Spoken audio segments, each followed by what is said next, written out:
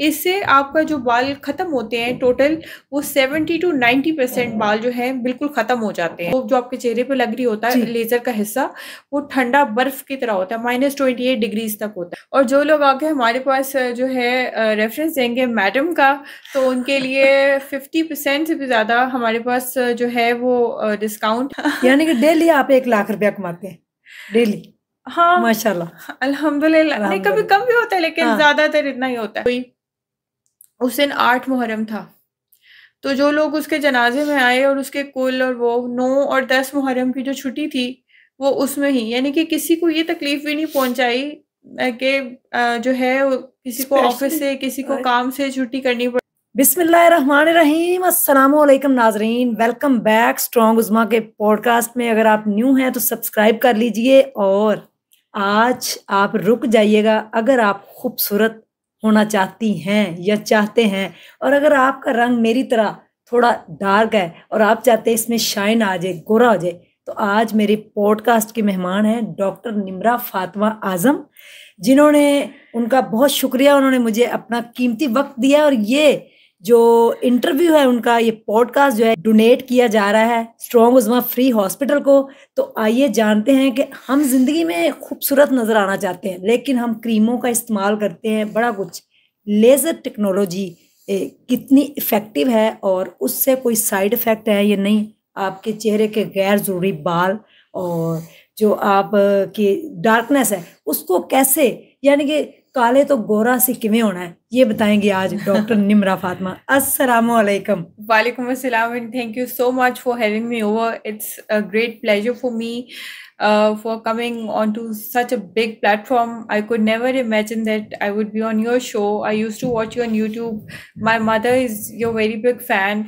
And before starting on this platform, I would like to request everyone to pray for you.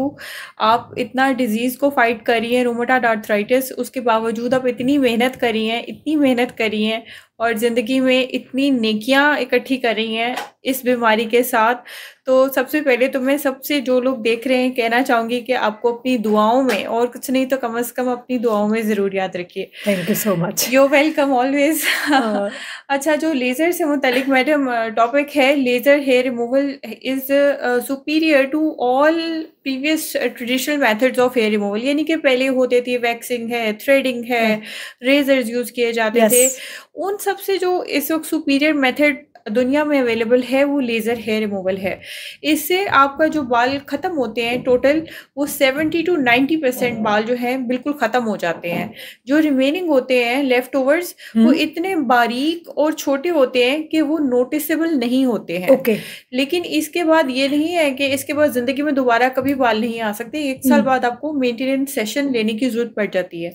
अब lasers में भी different तरह की lasers हैं, जिसमें जो सबसे जदीद लेज़र है, जिसको आम अल्फाज में कोल्ड लेज़र कहा जाता है, वो 4th generation triple wavelength diode laser है, जिसमें 3 वेवलेंथ्स होती हैं, 755, 810 और 1064। ये तीनों वेवलेंथ्स बालों की रूट पे, बालों की जड़ को 3 जगह पे जाके टारगेट करती हैं। इस वजह से बाल जो है वो 3 जगह से जाके टारगेट होता है, बर्न होता है, और उसकी जो अटैचमेंट है नीचे, जहाँ से उसकी ब्लड सप्लाई, नर्व सप्लाई है, वहाँ से कट ऑफ होती है और फिर वो कुछ अरसे में शेड ऑफ हो जाता है। लेज़र कराने का बेहतरीन टाइम वो है जब आपके बालों की फुल ग्रोथ हुई हो, तब लेज़र सबसे ज़्यादा इफेक्टिव होता है। यानी कि अगर आपने कभी थ्रेडिंग, वैक्सिंग करवाई है अभी अभी, तो उसके पूरे 28 दिन के बाद आप लेज़र करवाने के लिए आए एस्थेटिक क्लिनिक पर डॉक्टर के पास। ठीक है, उसमें ये होगा कि आपकी शेविंग की जाएगी, क्योंकि लेजर की जो पेनिट्रेशन है मैक्सिमम, अगर 1064 नैनोमीटर वेवलेंथ भी है तो वो 7 मिलीमीटर इनटू द स्किन है। अगर ऊपर ही बाल होंगे तो वो उन्हीं को अफेक्ट करती रहेगी। तो ऊपर के बाल हम शेव कर देते हैं ताकि रूट बर्न हो। रूट हम किसको बोलते हैं? जो हमारे जिल्द के अंदर बाल है उसको हम रूट बोलते हैं। अब लेजर की हमें जरूरत क्या पड़ी? आजकल के दौर में आप जानती हैं कि ब्रॉयलर चिकन का इस्तेमाल, इसके अलावा फास्ट फूड, जिससे जिस्म के हार्मोनल इम्बैलेंसेस इस तरह के आ गए हैं कि ख़वातीन, बच्चियों के ख़ास तौर से चेहरों के ऊपर मर्दाना किस्म के जो बाल आ जाते हैं, इनके लिए हम लेज़र का इस्तेमाल करते हैं। लेकिन मर्दों में भी आजकल मैंने अपने क्लिनिक पे ज़्यादा ये ट्रेंड देखा है कि वो भी चाहते हैं कि उनकी फुल बॉडी लेज़र हो, क्योंकि अपनी पिक्चर्स के लिए, अपने जिम जाने के लिए, they use short clothes, they want to look like TV actors and models and they want to look hair free. So इस वजह से जो लेज़र है उसमें इंतखाब करना भी, कौन सी लेज़र आप करवा रहे हो ये भी ज़्यादा ज़रूरी है। तो जो बेस्ट लेज़र इस वक्त अवेलेबल है that is 4th generation triple wavelength diode. उसमें भी आप देखें कि उसके वॉट्स कितने हैं। This laser is cold laser, इसमें आपको कोई दर्द, जलन, गर्मी का एहसास नहीं होगा। अच्छा। ये स्पेसिफिकली सिर्फ आपके बाल को टारगेट करेगी। ऑल्दो लेज़र का काम तो ये है कि उसने काली चीज़ को पकड़ के, यानी मेलानिन पिगमेंट जो हेयर शाफ्ट के अंदर है उसको पकड़ के उसको टारगेट करके उसकी थर्मोलाइसिस यानी उसको डिस्ट्रॉय कर देना है। लेकिन जो डायोड लेज़र्स हैं जिनकी मशीनरी के अंदर डायोड्स का इस्तेमाल किया जाता है, वो हमारी जिल्द के अंदर जो ब्राउन और ब्लैक पिगमेंट है उसको टारगेट नहीं करते। इससे चांसेस ऑफ हाइपर पिगमेंटेशन जो है वो लेस हो जाते हैं और बर्न्स के भी चांसेस लेस हो जाते हैं, क्योंकि इसमें कोल्ड कांटेक्ट भी साथ होता है, यानी कि साथ ही लेज़र हो रही होती है और साथ ही जो आपका वो प्रोब जो आपके चेहरे पे लग रही होता है लेज़र का हिस्सा, वो ठंडा बर्फ की तरह होता है, -28 डिग्रीज तक होता है। अगर थोड़ी देर आप उसको ऐसे ही छोड़ दें तो उसके ऊपर बर्फ जम जाती है, वो इतना ठंडा होता है। तो ये जो लेज़र प्रोसीजर है अब आजकल, ये एक तो नंबर 1 पेन फ्री है, नंबर 2 ये सस्ता है, मशीन्स इतनी महंगी नहीं है और ट्रीटमेंट्स इतने महंगे नहीं है। मशीन में बहुत सारे शॉट्स होते हैं, बहुत सारे पेशेंट्स पे वो यूज़ हो जाते हैं। Number 3 it is very effective. आपको जो है 8 से 12 तो बहुत मैक्सिमम सेशंस है, 6 to 8 सेशंस में भी आपको 70 to 90% रिडक्शन ऑफ हेयर हो जाती है। और लेफ्ट ओवर्स जैसे मैंने बताया वो इतने बारीक और छोटे होते हैं कि वो नोटिसेबल नहीं होते, वो फील नहीं होते हैं। अच्छा, ये बाल चेहरे पे आते किस एज में है और किस एज में आप लेज़र करवा सकते हैं? और सुना है कि लेज़र से अक्सर हम ऐड भी देखते हैं और वैसे भी लिखा होता है, डिफरेंट किस्म के ब्रोशर हमारे सामने आ रहे होते हैं कि लेज़र जो है उससे भी बाल दोबारा वापस आ जाते हैं, बल्कि और ज़्यादा आते हैं। तो इसमें कितनी यानी कि वो सच्चाई है कि किस एज में आते हैं और फिर किस एज में लेज़र करवाना चाहिए? अच्छा, इसके लिए कोई एज लिमिट नहीं है। जैसे अगर 12 साल की बच्ची है जिसके जो है अपर लिप्स पे डार्क बहुत ही ग्रोथ आना शुरू हो गई है और उसको स्कूल में बुली कर रहे हैं लोग, या उसको खुद फीलिंग है उसकी अपनी सेल्फ एस्टीम के लिए, शी डजंट लाइक हेयर, तो या अपनी हाइजीन के लिए कोई लड़के हैं वो चाहते हैं कि they don't want have cheek hair, तो they can have laser at even at 12 they can start it. There are no absolute contraindications except pregnancy के अंदर जो है हम लेज़र परफॉर्म नहीं करेंगे, और कोई उनका ओपन वूंड या कोई इस तरह से ज़ख्म है जो अभी भरा नहीं है तो उसके अंदर हम लेज़र परफॉर्म नहीं करेंगे। अदरवाइज़ आप इसको किसी भी एज से शुरू कर सकते हैं, व्हेनेवर इज़ रिक्वायर्ड।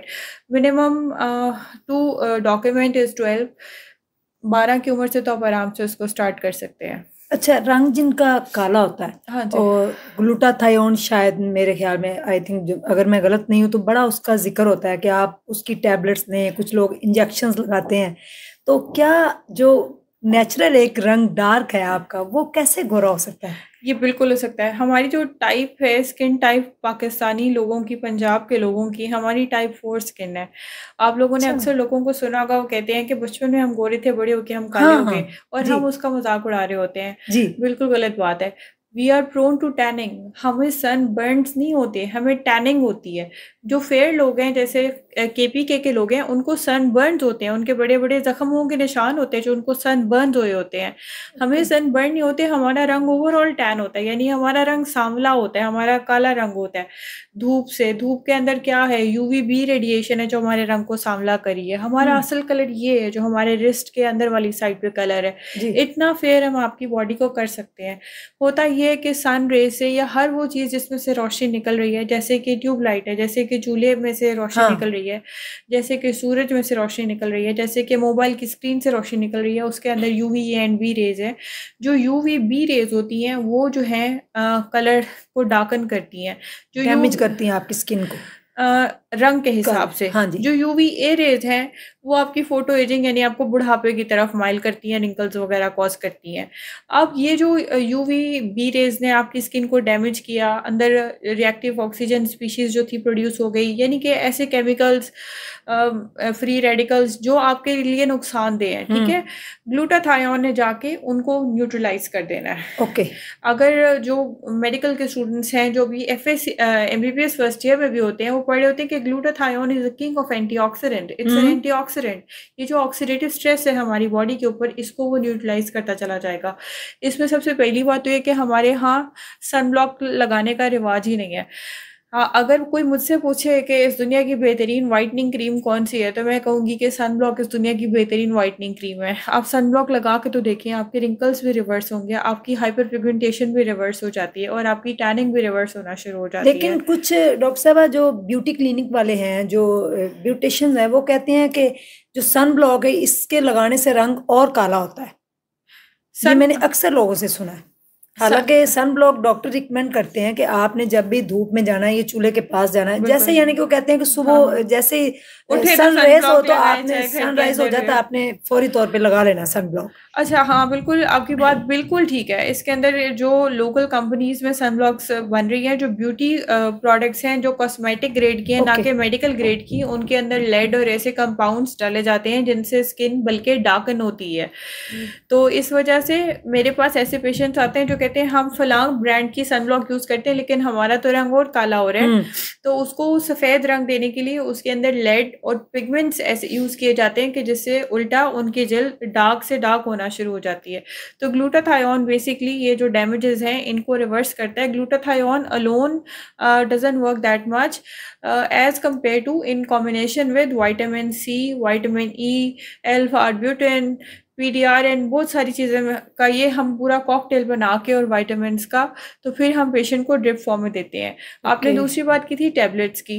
टैबलेट्स हम इसलिए रिकमेंड नहीं करते क्योंकि इसकी बायो अवेलेबिलिटी सिर्फ 10% है। यानी अगर मैंने 500 मिलीग्राम की गोली खाई है तो उसमें सिर्फ 50 मिलीग्राम मेरे खून के अंदर जाएगा, बाकी जो है 450 मिलीग्राम वेस्ट हो जाएगा। हमारी गट से जो एब्जॉर्प्शन है ग्लूटाथायोन की वो सिर्फ 10% है। इसीलिए तो ड्रिप्स इतनी इफेक्टिव हैं क्योंकि इनकी बायो अवेलेबिलिटी 100% है, सारा का सारा ही खून में जाएगा। अब उसमें भी एक लेटेस्ट फॉर्म आ गई है, सबलिंगुअल फॉर्म। जैसे आपने अक्सर सुना होगा कि किसी का ब्लड प्रेशर बहुत बड़ा होता है तो उसकी जबान के नीचे फौरन से गोली रखते हैं क्योंकि यहाँ पे ऐसी वेन्स होती हैं जो फौरन से खून के अंदर जो है वो एब्जॉर्ब कर लेती हैं केमिकल को। इसी तरह से अब ग्लूटाथायोन की भी ऐसी गोलियां आ गई हैं कि जो हम जबान के नीचे रखते हैं और वो सीधा खून में, यानी कि ड्रिप लगवाने की भी जरूरत नहीं है। हाँ, और रेगुलर यूज भी हो रही है। इसके अलावा सन ब्लॉक्स भी वैसी आ गई हैं जिसके अंदर ये एंटीऑक्सीडेंट मिक्स है, यानी कि उसके अंदर ग्लूटाथायोन भी मिक्स है, उसके अंदर मैग्नीशियम एस्कॉर्बाइल फॉस्फेट भी है और उसके अंदर एल्फा-आर्ब्यूटिन भी है। एल्फा-आर्ब्यूटिन वो केमिकल है जो ब्लैक जो पिगमेंट है मेलानिन, इसकी प्रोडक्शन ही नहीं होने देता, इसकी प्रोडक्शन को ही रोक देता है। ठीक है डॉक्टर साहब, मुझे ये बताइए कि अब सारे लोग अमीर भी नहीं है कि वो लेजर करवा सके। ऐसी हमारी बहनें, ऐसी लड़की हैं जिनके रिश्ते होने हैं, जो बेचारी पिगमेंटेशन है, हाइपर पिगमेंटेशन है उनको, और उसके अलावा जो है चेहरे के ऊपर बहुत ज़्यादा बाल है, तो उनके लिए वो क्या करें? कोई ऐसी मेडिसिन या कोई लेजर कहाँ से वो करवाएं? अच्छा, उसके लिए मैं एक तो ये कि मैडम का अपना हॉस्पिटल जैसे ही कंप्लीट होता है तो हम खुद एक लेज़र मशीन तो मैडम को डोनेट करेंगे ही, जो हमने इनसे पहले से कमिटमेंट की है। और जो लोग आके हमारे पास जो है रेफरेंस देंगे मैडम का, तो उनके लिए 50% से भी ज़्यादा हमारे पास जो है वो डिस्काउंट है। और रेट्स वैसे ही मेरे पूरे मार्केट से कम है और उसमें भी आपको 50% से ज़्यादा डिस्काउंट मिलेगा। और मैं आपको बताऊं, सोशल मीडिया का दौर है, इसमें कोई झूठ भी नहीं बोल सकता, कोई कुछ कर भी नहीं सकता। आपको अगर डिस्काउंट ना मिला तो आप सीधा मैडम के चैनल पे जाके इस बात को रिपोर्ट भी कर सकते हैं। थैंक यू सो मच कि इन्होंने कहा है कि देखें अभी हमारा हॉस्पिटल इंशाल्लाह बनने जा रहा है, उसके अंदर एक मशीन जो है वो डॉक्टर निमरा फातिमा आजम की तरफ से डोनेट की जाए, जहाँ पे लोगों का थ्रो लेजर जो है वो ट्रीटमेंट किया जाएगा। मुझे ये बताइए कि लेजर जो है इससे, यानी पहले होता था ना बड़ा वो पेनफुल होता था, अब आपने कहा ये पेनलेस है, इसमें किसी किस्म की कोई टेंशन नहीं। सेशन कितनी देर बाद लेना होता है और कितने सेशन होते हैं, वो आप स्किन को देख के बताते हैं? नहीं मैडम, इसमें जो हेयर साइकिल होता है, यानी कि हमारा हेयर दोबारा एनर्जन यानी फुल ग्रोथ फेज में चला जाए, वो 28 दिन होता है। अच्छा। जब आपने कभी प्लकिंग, थ्रेडिंग या लास्ट लेजर सेशन लिया है, उसके कम से कम 28 दिन गुजरने के बाद हम अगला सेशन लेंगे। कुछ लोग शौक से जल्दी भी ले लेते हैं, उनकी अपनी मर्जी है। 28 दिन बाद बाल जो है वो फुल ग्रोथ की फेज में होता है और उस वक्त लेजर उस पर सबसे ज़्यादा इफेक्टिव होती है। तो मिनिमम जो टाइम पीरियड है वो है 28 डेज, और हर 28 डेज के बाद जब वो सेशन इंजेक्शन लेते हैं तो 15% हेयर ग्रोथ रिडक्शन होती है। यहाँ मैं आपको 2-3 बातें और भी बताती चलूँ कि लेज़र के ट्रीटमेंट को अगर आप और भी ज़्यादा इफेक्टिव बनाना चाहते हैं, जैसे ऐसी भी मैंने लड़कियाँ देखी हैं कि बिल्कुल ही मेल लाइक हेयर ग्रोथ है, उनकी बिल्कुल बियर्ड लाइक है, तो इसमें डेपिलेटरी क्रीम्स भी होती हैं जो आप रात को सोते वक्त मटर के दाने जितनी लेके अपने बालों वाली जगह के ऊपर जो है वो आप लगा के सो जाएं, उससे आपकी हेयर ग्रोथ कम होती जाएगी लेज़र के साथ साथ।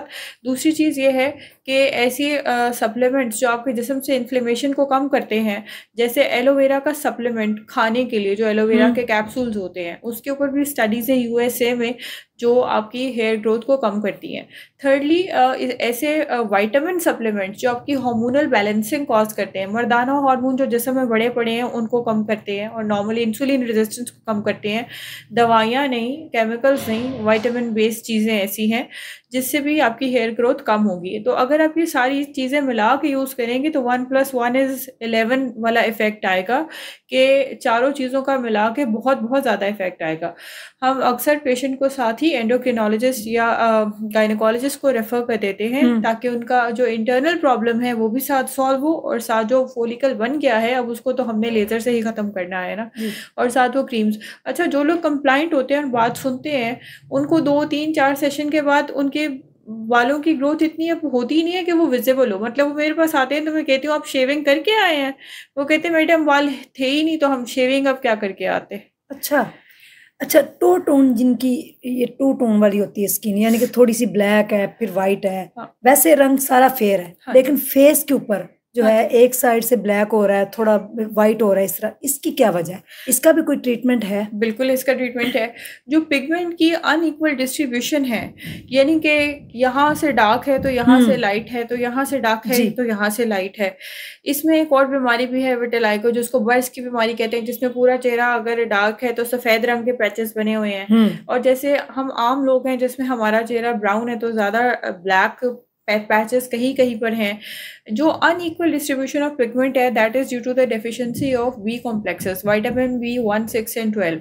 विटामिन B1, 6 एंड 12 जो है ये सब्जियों में पाई जाती हैं, जिसको हम बिल्कुल ही ऐसे ही, और इसका सप्लीमेंट भी बहुत सस्ता मिलता है जिसको हम बिल्कुल ही समझते ही नहीं कुछ और हम इसको इस्तेमाल भी नहीं करते। ये क्या करते हैं कि जो पैचेस की फॉर्म में पिगमेंट होता है उसको डिफ्यूज, यानी हमारी स्किन का टोटल जो ब्राउन पिगमेंट था जो यहाँ इकट्ठा हुआ था या अराउंड माउथ इकट्ठा हुआ था उसको वो कर देते हैं, इक्वली डिस्ट्रीब्यूट कर देते हैं। दूसरा ये है कि iron, vitamin B12, folic acid deficiency, ये तीनों भी कॉजेज ऑफ हाइपर पिगमेंटेशन है।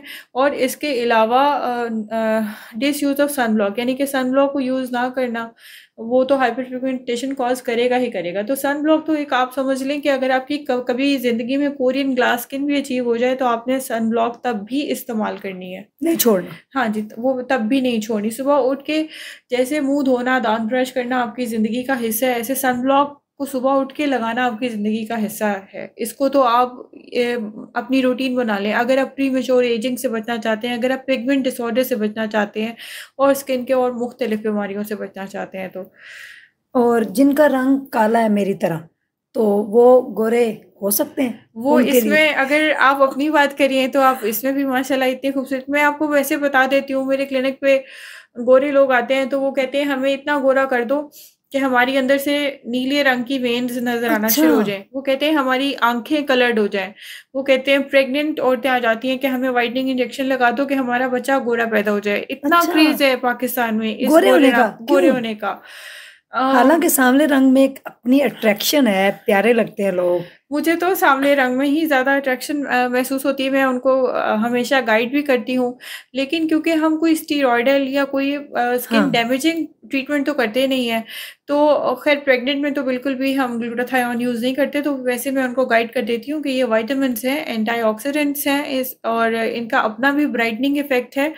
तो इससे आपकी स्किन ब्राइट होएगी, क्लियर भी होएगी, शाइन भी करेगी, हाइपर पिगमेंटेशन भी कम होगी। उसका पूरा वाइटनिंग रेजिमेन होता है जिसमें कुछ क्रीम्स भी लगाने के लिए दी जाती जाती हैं। सन ब्लॉक्स भी बहुत स्ट्रॉन्ग किस्म के यूज़ कराए जाते हैं, जैसे हमारे क्रिकेटर्स वगैरह यूज़ करते हैं, इतने स्ट्रॉन्ग सन ब्लॉक्स हम यूज़ करवाते हैं।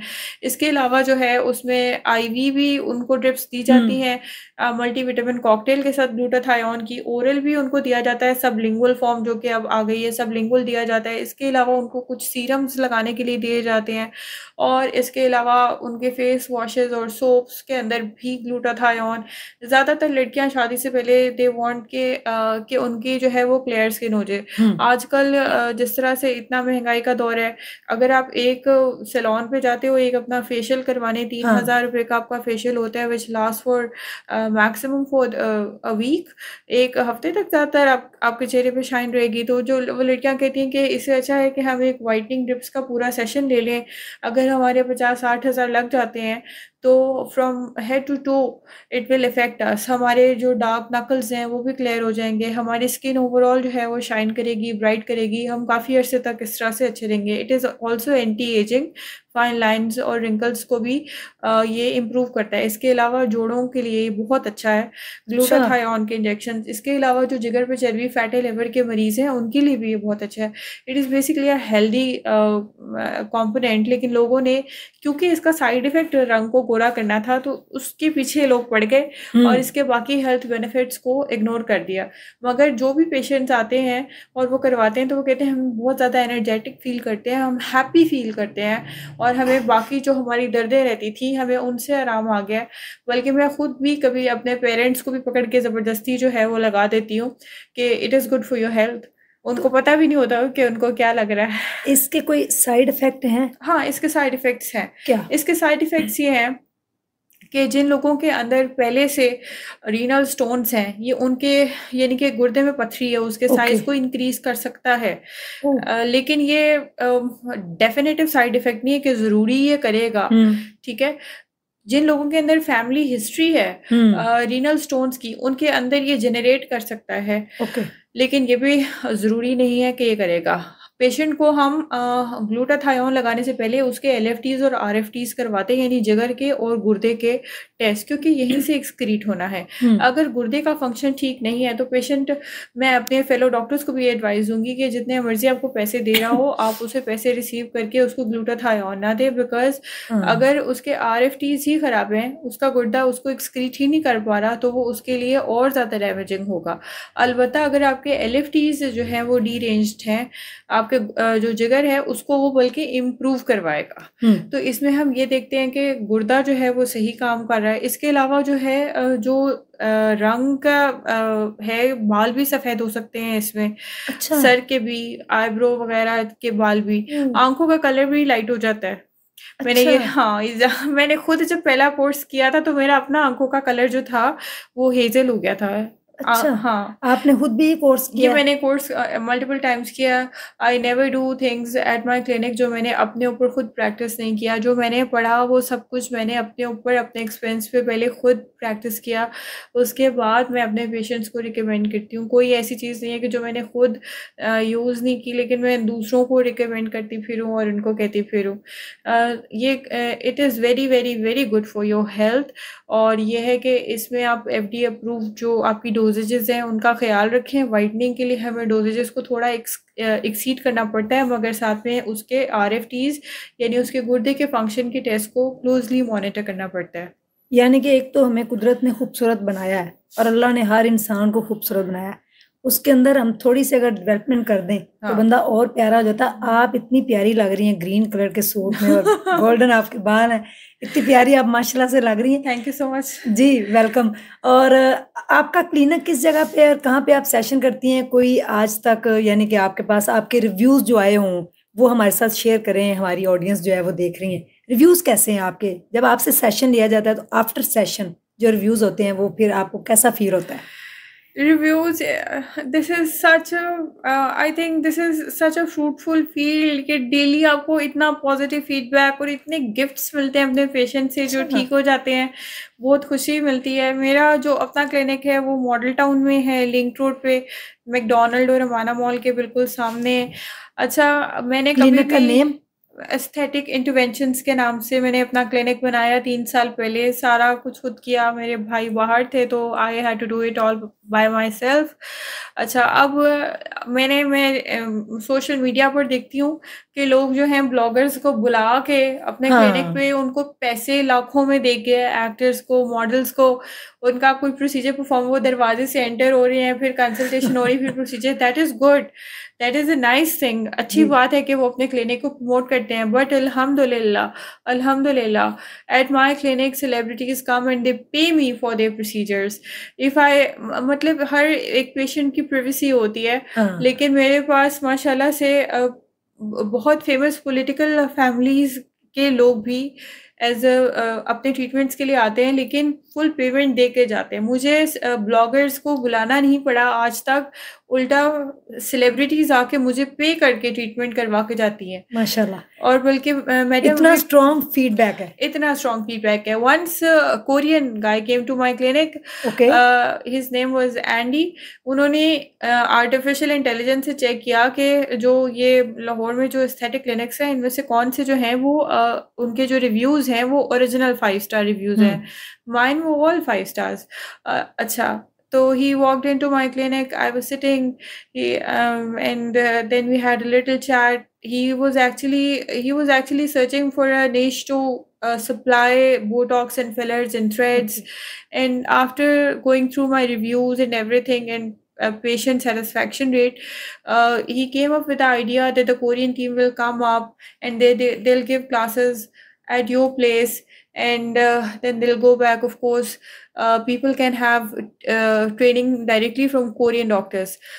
खैर वो अभी मैंने उसको मटेरियलाइज नहीं किया, बिकॉज उसके लिए मुझे एक बहुत बड़ा सेटअप करना पड़ेगा। I am just a home based clinic, और लेकिन मैं खुद से ट्रेनिंग्स देती हूँ। मैं बहुत से MBBS और FCPS और MCPS स्पेशलिस्ट डॉक्टर्स को भी मैंने ट्रेनिंग दी है, अल्हम्दुलिल्लाह। It's almost like every weekend I have someone for trainings from Swat, from Peshawar, from Karachi, from Pakpatan, from different cities. I cannot name all of them. मतलब मेरे जो स्टूडेंट्स हैं वो कराची कोरंगी तक में है। अच्छा। वो एरिया जहाँ पे फायरिंग हो रही है वहाँ तक मेरे स्टूडेंट्स हैं, अल्हम्दुलिल्लाह। ये सब अल्लाह ताला की अता है। और मेरे अब्बू मुझे शुरू से कहते थे कि जो रिस्क है ना वो अल्लाह ताला ने अपने हाथ में रखा हुआ है, और इंसान को कोई पता नहीं होता कब उसके हालात बदल जाएं, कब रिस्क जो है वो और मुझे उनकी बात पे यकीन नहीं आता था। मैं कहती थी अबू इतना पढ़े हुए हैं, अबू इतनी बड़ी नौकरी करते हैं, निशात में हैं, CFO हैं, निशात के CA किया हुआ है, उनके मुंह से तो ये बातें समझ आती हैं। मैं एक डॉक्टर 30-40 हज़ार रुपये की नौकरी करती हूँ, मुझे क्या, मेरा कौन सा रिस्क कितना बदल जाना है कि मैं डेली का 1.25 लाख रुपए कमा रही होंगी, मैं डेली का 50,000 कमा रही होंगी, मैं कभी 2 लाख कमा रही होंगी। तो ये वाकई ही हुआ। And today at this age I tell my dad that अबू आप वाकई ये बात सही कहते थे। And he smiles. जी, माय फादर इज अलाइव, माशाल्लाह माशाल्लाह। तो अब्बू को प्राउड फील होता है, यानी कि डेली आप 1 लाख रुपया कमाते हैं डेली? हाँ माशाल्लाह, अल्हम्दुलिल्लाह। नहीं, कभी कम भी होता है, लेकिन ज्यादातर इतना ही होता है। इसमें अबू मेरे पेरेंट्स जो थे वो दे वर माय बिगेस्ट सपोर्ट हमेशा से, शुरू से ही। और मेरे जो भाई हैं तीनों गल्फ में होते हैं, दुबई में, और तीनों चार्टर्ड अकाउंटेंट्स हैं, और मेरे फादर ने भी CA किया हुआ है। और हम 3 बहनें, मेरी छोटी बहन एक BDS उसने किया हुआ था, वो फोर्थ हो गई, और एक बहन जो है वो MBBS गोल्ड मेडलिस्ट है, अभी उसने हाउस जॉब खत्म की है। तो वो सब आते हैं, वो कहते हैं हम तुम्हारे क्लिनिक में डेकोरेशन कर देते हैं, हम तुम्हें ये मशीन्स ले देते हैं, हम तुम्हें तुम्हारी डिजिटल मार्केटिंग करते हैं, तुम्हें सोशल मीडिया टीम रख के देते हैं, हम ये करते हैं, हम वो करते हैं, तुम तो इतना अच्छा रन कर रही हो। But I say no, I don't want to take any kind of help from anyone, I will do everything on my own. तुम लोग बस मेरे लिए दुआ करो, मेरे अम्मी अब्बू की दुआ मेरे लिए बेस्ट बेस्ट है। और अबू से अम्मी से दुआ करा के क्लिनिक पे जाती हूँ। रात को सोई होती हूँ और सुबह उठती हूँ तो फ़ोन खोलती हूँ तो 20 अपॉइंटमेंट्स के मैसेजेस आए होते हैं। अबू मुझे कहते हैं ये तुम्हारी सोई वाली अर्निंग आज कितनी हुई माशाल्लाह। कि इतने इतने अपॉइंटमेंट्स के मैसेजेस आए होते हैं। अल्लाह का शुक्र है, अल्लाह ताला का लाख शुक्र है। और ये मैसेज मैं इस प्रोग्राम से सबको, मैडम भी मेरे सामने इस चीज़ की एक मिसाल है। अल्लाह ताला जब रिस्क खोलना चाहे वो किसी का भी खोल सकता है। उसके लिए कोई अकल की, कोई शक्ल की, कोई किसी चीज़ की कोई कैद नहीं है। ये अल्लाह का अमर होता है, वो जिसको जितना देना चाहे। मेरे साथ बहुत सारे बहुत ज़्यादा मुझसे क्वालिफाइड डॉक्टर्स हैं जिन्होंने बहुत बड़ी-बड़ी इन्वेस्टमेंट्स करके बहुत खूबसूरत क्लिनिक्स बनाए, बहुत महंगी मशीन्स, और वो औने पौने दामों उन मशीन्स को बेच भी रहे हैं और क्लिनिक्स बंद भी करें। नॉट ऑल ऑफ देम, माशाल्लाह, some are very successful but a few of them. तो ये अल्लाह ताला का अमर। मुझे ये लगता है कि किसी गरीब की मुझे दुआ लग गई शायद, मुझे ये लगता है। हमें हर एक से अच्छा सलूक करना चाहिए और अपने स्पेशली माँ बाप की दुआ ज़रूर लेनी चाहिए। बेशक उनसे रोज़ लड़ाई हो लेकिन फिर भी एंड पे उनसे रोज़ दुआ ले लेनी चाहिए। यानी कि आपके नज़दीक, बल्कि सबके नज़दीक, माँ बाप जो है, माँ वली से कम नहीं है। आपको वली के आस्थाने पे जाने की ज़रूरत नहीं है। आपकी वालदा जो है अगर वो दुआ कर दे तो दुनिया बदल सकती है। मैडम आपकी बात इतनी सही है। अब देखें अल्लाह ताला जो है उसने कुरान शरीफ में अपने प्यार को माँ के प्यार के साथ कंपेयर किया। यानी अल्लाह ताला की एक खूबी ऐसी है जो एक माँ की खूबी के साथ कंपैरिजन में आ गई कि 70 गुना ज़्यादा प्यार करता है। यानी कि अल्लाह की कोई खूबी ऐसी नहीं है कि जो किसी इंसान की खूबी के साथ कंपेयर की जा सके। लेकिन ये है, लेकिन अब हर कोई मतलब अगर मैं ये कहूँ कि मेरी कभी अम्मी से नोक-झोंक नहीं हुई है, मेरी कभी लड़ाई नहीं हुई तो गलत है। लेकिन बाद में फिर जो है वो भी हो जाता है, वापस माँ के पास चले जाते हैं कि अम्मी माफ़ कर दें, और वो फिर प्यार कर लेती हैं और क्या है, और फिर दुआ दे देती हैं। छोटी बहन को क्या हुआ था? मेरी छोटी बहन छोटी थी? हाँ, नहीं, वो दरमियान वाली मेरी बहन थी और उसको मैरिड थी? नहीं मैडम, अनमैरिड थी। 24 साल में उसकी डेथ हो गई थी। जब वो 14 साल की थी तो वो मैट्रिक के एग्ज़ाम्स दे रही थी, तो तब डेंगू आया था पाकिस्तान में 2010 में। जब डेंगू पहली बार पाकिस्तान में आया था, तो डेंगू हुआ तो हम सब घर वालों को डेंगू हुआ एक्सेप्ट फॉर मी। तो उसके तो नील जो निकल रहे थे वो ठीक ही नहीं हो रहे थे, तो उसकी तबीयत ठीक नहीं हो रही थी। उसकी तबीयत वैसे ही, और साथ उसके मैट्रिक के एग्ज़ाम भी थे, तो बहुत बीमार थी, आती थी बिस्तर पे लेट, उठा नहीं जाता था। बहुत पेपर दे रही होती थी बाहर, अम्मी गाड़ी में बैठी होती थी। तो फिर चेकअप करवाया तो पता चला कि डेंगू से मिलती-जुलती एक बीमारी होती है आईटीपी, जिसमें परमानेंटली बॉडी के प्लेटलेट्स जो होते हैं वो कम हो जाते हैं। तो उसके प्लेटलेट्स फिर परमानेंटली कम रहे। 10 साल उसके बाद वो ज़िंदा रही। उसने फिर एफएससी की, फिर उसने बीडीएस किया। डेंटिस्ट डॉक्टर बनी। हॉस्पिटल में वो एडमिट रही 2.5 ईयर्स, और उसकी किताबें, उसकी अलमारी हम साफ करते तो अंदर से उसकी किताबें जो हैं वो हमें मिलती, और बेड पे लेट के उसने नमाज़ें पढ़ी। और लेकिन बस अल्लाह ताला ने उसकी इतनी ज़िंदगी लिखी थी। लेकिन उसकी भी ये है कि कोई भी कहीं से भी उसकी कंप्लेन, कोई उसकी बुराई, कुछ लोग होते हैं जो जल्दी चले जाते हैं और इतनी अनबिलीवेबल उनकी अच्छी ज़िंदगी होती है कि आप किसी को उनको यकीन दिलाने की कोशिश भी करो कि ये इतना अच्छा था, ये इतना अच्छा था, तो यकीन नहीं आता कि ऐसा भी इंसान हो सकता है। 24 साल की उम्र में? 24 में उसकी डेथ हो गई थी।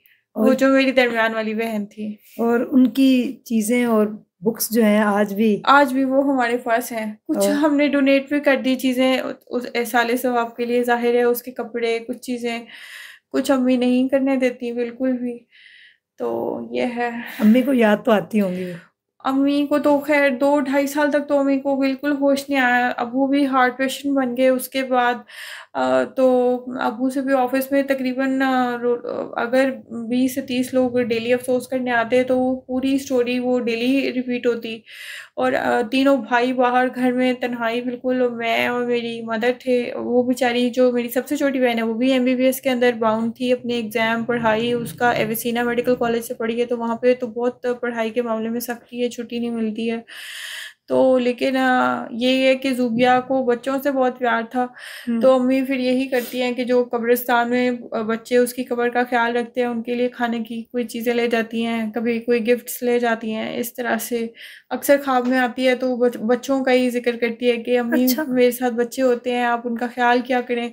फिर उन बच्चों के लिए ऐसे अच्छी-अच्छी चीज़ें, पिज़्ज़ा और ऐसी जो बच्चों को चीज़ें पसंद होती हैं, बिरयानी और ऐसी चीज़ें फिर ले जाते हैं, फिर वो उनमें डिस्ट्रीब्यूट कर देते हैं। बाकी ये है कि हम ज़ाहिर है हम बाकी जो 5 बहन-भाई बचे हैं, हम लोगों की ज़िंदगी जो थी वो वहीं पे स्टॉप हो गई थी और अभी जैसे कि एक रूटीन लाइफ़ ही गुज़ार रहे हैं, अपनी कोई खुशी अपने अंदर नहीं है, अपनी जवान बहन के जाने के बाद अपनी ज़िंदगी में कुछ भी नहीं है। सिर्फ़ ऐसे है कि एक मौका है, यहाँ से एक भाई की शादी है तो यहाँ से उठाए कोई कपड़े और पहन लिए और वो 4 घंटे का फंक्शन गुज़ार लिया और आ गया और दिल में कोई खुशी नहीं है और ये नहीं है कि कल हमने ये करना है और परसों हमने वो करना है। सिर्फ़ वो एक वक़्त को पूरा करना, सिर्फ़ ये सिचुएशन है। मदर की भी और फादर की भी इसी तरह से और बाकी जो बहन-भाई हैं उनकी भी तीनों भाई शदीद डिप्रेशन में चले गए थे वो और सबकी लाडली थी ज़ोबिया। ज़ोबिया नाम? जी, ज़ुबिया नाम था। ज़ुबिया लफ़्ज़ का मतलब है अल्लाह का तोहफ़ा। जी। ज़ुबिया जो थी वो हम में से सबसे ज़्यादा बहुत ज़्यादा खूबसूरत थी। वो बिल्कुल उसका रंग सफ़ेद था। वो अम्मी और अब्बू की खूबसूरती का मिक्सचर थी। मैं अभी आपको उसकी पिक्चर्स भी दिखाऊँगी। उसकी कलर्ड आइज़ थी। उसकी 5'6" हाइट थी और माशाल्लाह। बड़ी खुश अख़लाक़, कभी किसी से लड़ाई नहीं हुई, बदतमीज़ी नहीं की। नर्सरी क्लास से जो उसकी दोस्तों का ग्रुप था, एंड तक उसकी फ़ौतगी पे 40 उसकी फ्रेंड्स उसकी फ़ौतगी उसके जनाज़े पर आईं। प्रेग्नेंट औरतों को हमारे माशरे में रिवाज नहीं है किसी के जनाज़े पे भेजने का। प्रेग्नेंट उसकी दोस्तें जो शादीशुदा थी वो उसके जनाज़े पर आईं। तो कितने लोग बाद में तकरीबन 1.5 से 2 साल तक लोग हमारे घर अफ़सोस करने आते रहे, आते रहे, आते रहे। और उसने जो उसकी पैदाइश और उसकी डेथ है दोनों में उसने हमें तकलीफ़ नहीं दी। पैदाइश में वो ट्विन्स में मेरे भाई के साथ ही वो अच्छा। डिलीवर हुई। मेरी सी सेक्शन में और जो उसकी डेथ थी वो 8 सितंबर 2019 को ही, उस दिन 8 मुहर्रम था। तो जो लोग उसके जनाज़े में आए और उसके कुल और वो 9 और 10 मुहर्रम की जो छुट्टी थी, वो उसमें ही यानी कि किसी को ये तकलीफ़ भी नहीं पहुँचाई कि जो है वो किसी को ऑफ़िस स्पेशली से, किसी को काम से छुट्टी करनी पड़े और दिन ही सोग के 9 और 10 मुहर्रम के दिन ही सोग के थे। तो किसी की खुशी को ख़राब नहीं किया। उसकी उसकी ज़ात से किसी को कभी कोई तकलीफ़ नहीं हुई। दिन में कितनी दफ़ा उसके टेस्ट होते, ब्रेनर लगता, बेचारी बोलती भी नहीं थी, कुछ भी नहीं। वो एक बहुत डिफरेंट इंसान थी। उसकी जो दोस्तें हैं, आज उसको फ़ौत हुए कितने 5 साल हो गए हैं, वो आज भी हमारे घर आती हैं। अपने पेरेंट्स से छुप के वो उसकी कब्र पे जाती हैं। उनके मदर्स उनको अलाउ नहीं करती कि तुम कब्रिस्तान जाओ उसकी कब्र पे। मगर आउट ऑफ देयर लव वो आती हैं। रमज़ान स्टार्ट होता है तो वो बताती हैं कि हमने ज़ुबिया के लिए कुरान शरीफ जवान यंग बच्चियाँ जिनको आप देख के कहोगे ये तो इनकी तो बस ऐसे फैशनेबल हैं, खेलने वाली बच्चियाँ, हँसने-खेलने वाली, कुरान शरीफ ख़त्म करके ज़ुबिया को बख्श रही होती हैं। तो माशाल्लाह से वो जो हमारी बहन थी वो तो हम एक आइडियल जिसको हम कहना चाहें हम सब में से थी और उसी की मिसाल हम एक-दूसरे को देते हैं आज भी। कोई लड़ाई नहीं किसी के साथ, कोई कंप्लेन नहीं ज़िंदगी से, बीमारी है 1 नहीं, 2 नहीं, 3 बीमारियाँ हैं, कोई कंप्लेन नहीं। डॉक्टर ने गलत दवाई दे दी, पता चल गया, कोई कंप्लेन नहीं। नर्स ने गलत ट्रिक कर दिया, कोई कंप्लेन नहीं किसी से। सब्र, शुक्र अपनी बस अम्मी से माफ़ी माँगना, अम्मी आप मुझे माफ़ तो कर देंगी ना, मैंने आपके साथ कुछ बुरा तो नहीं किया। अम्मी कहे बेटा कि तुम कैसी बातें कर रही हो? तुमने मेरे साथ क्या बुरा किया? सॉरी, आपने अपनी सिस्टर को लॉस किया और हमने वो पूछ लिया, इसलिए इमोशनल हो गए। आप भी सॉरी। नहीं, नहीं, इट्स ओके। कोई डॉक्टर साहबा जाते-जाते खूबसूरत सा मैसेज देना चाहे, पूरी ऑडियंस, पूरा पाकिस्तान, पूरी दुनिया इस टाइम आपको देख रही है, कोई मैसेज देना चाहे तो आप दे सकते मैसेज जो घर से मेरी अम्मी ने भी मुझे देके भेजा है वो ये है कि मैडम स्ट्रॉन्ग उज़्मा हमारे लिए इस वक़्त एक आइडियल ख़ातून है जिनको अल्लाह ताला ने इतना नवाज़ा हुआ है, इतना नवाज़ा हुआ है मगर आप उनकी सादगी देखें, उनको इतने बड़े से बड़े ब्रांड्स कौन उनको अप्रोच करता है, लेकिन उन्होंने वो सब कुछ अपने लिए लेने के बजाय एक फ्री हॉस्पिटल को डोनेट कर दिया। कोई हमसे लेके हमें 50 रुपए दे दो हमें फ्री के लिए, तो हमसे शायद वो भी ना दिया जाए। तो मैडम की जो ज़िंदगी है वो एक प्रैक्टिकल मुस्लिम की लाइफ है, जिसको हम सबको अडॉप्ट करें, हम इनको फॉलो करें।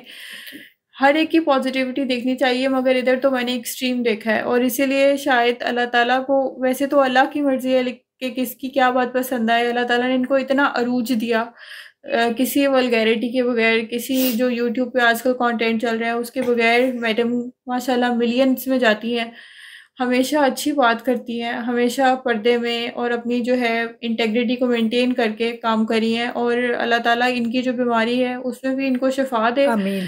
और इनका अस्पताल भी जल्दी बने, और फिर इंशाल्लाह। हम जल्दी कोल्ड लेज़र जो है वहाँ पे पहुँचा दें, हर इंशाल्लाह। कोई हेयर फ्री हो जाए। जी, अगर आप चाहते हैं कि आप खूबसूरत नज़र आएँ और आपका रंग काला है, आपके चेहरे पे बाल हैं, तो फ़िक्र की बात नहीं है, क्योंकि डॉक्टर निम्रा फ़ातिमा आज़म जो हैं, वो आपके लिए देखिए स्पेशली बैठी। कितनी खूबसूरत, कितनी पोलाइट गुफ्तगू थी उनकी, और कितने सिंपल तरीके से उन्होंने अपनी जो लाइफ़ है, डॉक्टर है ज़ाहिर है, बड़े टशन, बड़े डैशिंग पर्सनैलिटीज़ होती हैं, डॉक्टर बात भी नहीं सुनते। इनका बहुत शुक्रिया कि ये आज मेरे पॉडकास्ट में आई हैं हॉस्पिटल के लिए, और मैं प्राउड फ़ील कर रही हूँ कि कुछ लोगों ने, जो 2% के लोग थे, जिनको हम बॉदर नहीं करते लाइफ़ के अंदर, यानी कि जिनको मैं या मुझे लगता है कि अगर मैं उनसे बात करूँ तो मेरी इज़्ज़त में कमी आएगी, उनको मैंने इंटरव्यू का कहा और उन्होंने आगे से हज़ारों बातें सुनाई। और इतनी बड़ी सेलिब्रिटी देखें, डॉक्टर साहिबा हमारे सामने बैठी हैं, मेरे पॉडकास्ट में खुद चल के आई हैं, विदाउट एक एक पेनी होती है ना उसके बगैर, और उन्होंने कहा कि जो पेशेंट भी मेरे प्लेटफॉर्म के थ्रू जाएंगे, उसकी जो भी फीस होगी, यानी कि जो भी वो उनसे चार्ज करेंगे, वो हॉस्पिटल को डोनेट करेंगे। तो इससे मेरे ख्याल में खूबसूरत पर्सनैलिटी कोई हो नहीं सकती। लेजेंड, स्टेटस, हमारा पैसा, शोहरत, इज्जत, हम तो लेजेंड हैं, हम तो बड़े हैं, कुछ भी नहीं है, क्योंकि सबकी जगह जो है वो कब्र है, और वहाँ पे लफ्ज़ों के जब हम मोहताज होंगे तो फिर पछताएंगे कि हाय, हमने ज़िंदगी में कोई ऐसा सदका जारिया किया होता कि उसका स्वाब जो है एंड तक मिलता। थैंक यू डॉक्टर साहबा, मैं वंस अगेन थैंक्स कि आप आई और आपने आके अपना पॉडकास्ट इधर अपना इंट्रोड्यूस करवाया, अपने क्लिनिक का, अपने जो आपने काम किया, और आपकी जो सिस्टर अल्लाह ताला जन्नतुल फिरदौस में उनको आला से आला मुकाम अता फरमाए। आप लोग भी जो ये पॉडकास्ट देख रहे होंगे, कमेंट सेक्शन आपके लिए ज़रूर, ज़ोबिया के लिए दुआ कीजिएगा, और डॉक्टर साहबा के लिए भी दुआ कीजिएगा कि अल्लाह ताला इनका मुकद्दर अच्छा करिए।